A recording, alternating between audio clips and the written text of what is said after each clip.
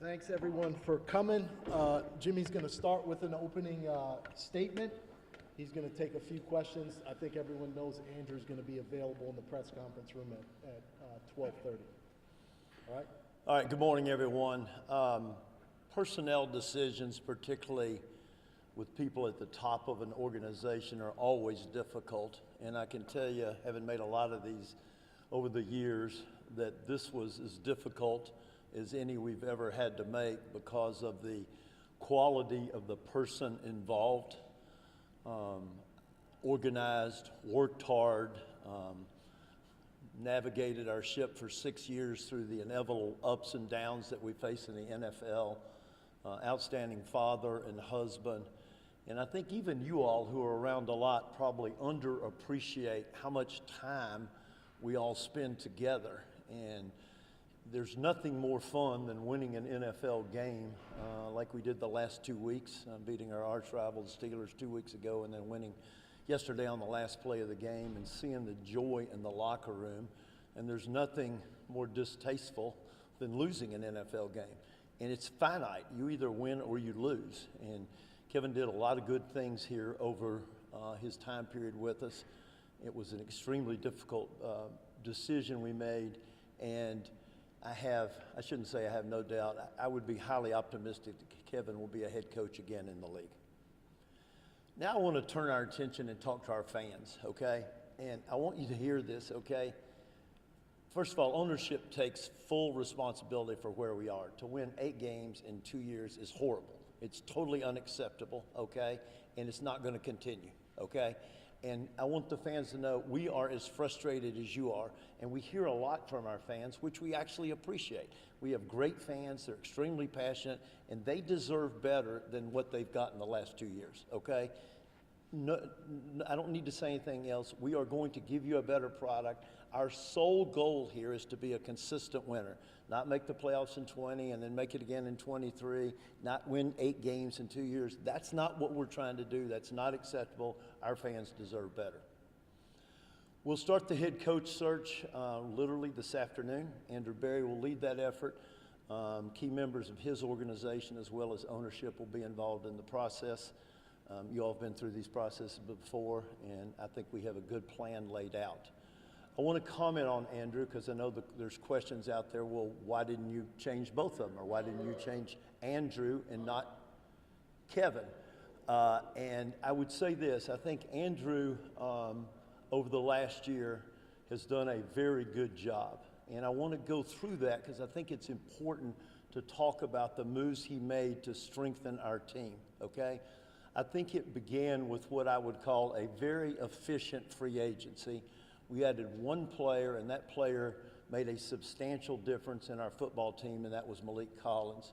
And Malik is not only a really good player, he's a really good person who is a leader on our defense, a leader in the defensive line room. Andrew negotiated a trade a week or two before the draft started, in which we added 3 draft picks, 2 last year, a second and a fourth or a fifth, and a first this year, okay? Then I think we had one of the better drafts that we've ever had. I think we added 4 really good football players who were either first team all-rookie or second team all-rookie, and I think Carson has a really good chance to be the NFL Rookie of the Year, defensive Rookie of the Year. I think what's important to understand about our rookies, though, and you all see them, you all know them, they're not only really good players, they're really good people. And they will be the cornerstone with which we'll build and grow and develop this winning team. But I think it would be short-sighted to not just look at free agency, not just look at the draft, but also to look at a couple of other moves Andrew made. We have struggled to have a consistent place kicker here really the whole time we've earned the team. And I guess the way we started this year, you'd say, well, it looks like you're continuing to struggle. Our grandsons were at the game, and we were coming back to Cleveland last night, and I said, Andre Schmidt is a great lesson of when you fail, pick yourself up, persevere, and good things will happen. And the signing of Andre and bringing him on, holding with him that first week when everybody was saying you need to cut him, you need a new kicker, I think we've hopefully solved our place kicking woes for a long time. Quality person, the team believes in him, and we're glad to have him. And then lastly, I think something that's underappreciated was the Tyson Campbell trade. Tyson is, here again, a really good player and a really good person. And I think all you need to know about Tyson is he has been playing with a bad shoulder for several weeks. We were unsure if he's going to be able to play, got hurt in the first half.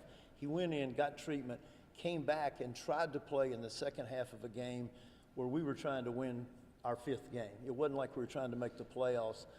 I think this year we not only added, and I'm repeating myself on purpose, really good players, but also really good people. And I think that core that Andrew has put together this year will help move us forward. We hope to have similar results this coming year. We'll take a couple questions. Yeah, let me just say this, one thing, Peter. The next 120 days are crucial for the organization, okay? We've got to find the right head coach. We've got to be efficient again in free agency. We have 10 draft picks, including 2 number ones. We have 4 picks in the top 3 rounds, okay? And we've got to get really good players who are really good people again. We've got to be opportunistic if trade opportunities come along. We are solely focused on having a great 120 days so we can start winning games around here. All right, I'll take questions. Jimmy, did Kevin have any chance when he came in this morning to save his job based on the fact that he's had some really challenging quarterback situations, especially this year? You know, I don't think those decisions are made over, I think those decisions tend to be made over a period of time, and I'll leave the conversations we had with Kevin between us because I think he deserves that respect. Jimmy, will Jim Schwartz be a candidate for the head coach? You know, we haven't looked at that yet. I would say this, we think a lot of Jim Schwartz. Jimmy, less than 6 months ago, you gave Kevin Stefanski and Andrew very big shows of support. You said that you need to rebuild the foundation of the team, and you also said that you would give Kevin the opportunity to work with a quarterback. Obviously, 5 wins might not, in your eyes, wasn't better, wasn't good enough. But what was the breaking point, especially given your comments just 6 months ago? I don't think there was one breaking point. I think you got to look at the body of work, and sometimes it's just time for a change, so we felt like it was time for a change. Did you think the roster was good enough to win more games this year? You know, it's easy for me to say yes. So yeah, I think it was good enough to win more games. What feedback did you get from players when you talked to them about Kevin, and how much did you weigh that into any decision? We take into account a broad array of comments, thoughts, data, et cetera, when making a decision like this. Jimmy, how much do you think, to use your word, to swing and miss on Deshaun Watson affected Kevin's ability to win, and the way the offensive line and wide receivers were sort of neglected over the last 6 years? I mean, I don't think we need to cover it again. I mean, I said it, when you trade for a player and you give up 3 number ones and 2 number threes, that really depletes your ability to raise the roster. So did it have impact? Yes. Jimmy, do you think the alignment between Berea and Stefanski suffered this year? No, The coach no, said he no. didn't know you were trading Joe Flacco. How does that happen? Let me say this, and some of you said this is a dysfunctional building. I take huge exception to that. The 2 of them work just like this, okay? And they talk all the time. Their offices are basically next door to each other. I mean, is there tension in the building? Of course. I mean, this is a hard business, and there's lots of stuff going on.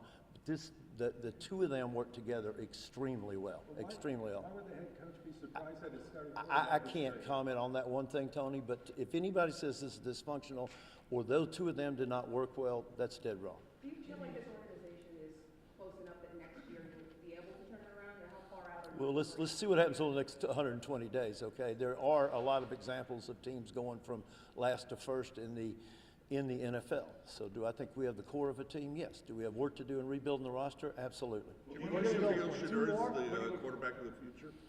I'm not going to get into specifics. We have a lot of work to do on the roster, particularly on the offensive side of the roster. What are you looking Scott, for in the next? Scott, and then Mary Kay. What are you looking for in the next coach? I think it's a really good question. The leadership required out of a head coach in the NFL, it's one of the tougher leadership jobs I've ever seen. So they've got to be a good leader. I think they've got to be smart in terms of IQ, EQ, and football acumen. And obviously they're going to bring expertise on one side of the ball. We do not have bias on whether they should be from the offense or the defense. Jimmy, do you think the alignment between Berea and Stefanski suffered this year? No, no, no. The coach said he didn't know you were trading Joe Flacco. How does that happen? Good? Good, thanks. Do you want Schwartz to remain with the organization? Absolutely. Great coach. All right, thanks, Thank you. everybody. Good to see you. Chris, did you ask about Shador? That's what I was gonna ask.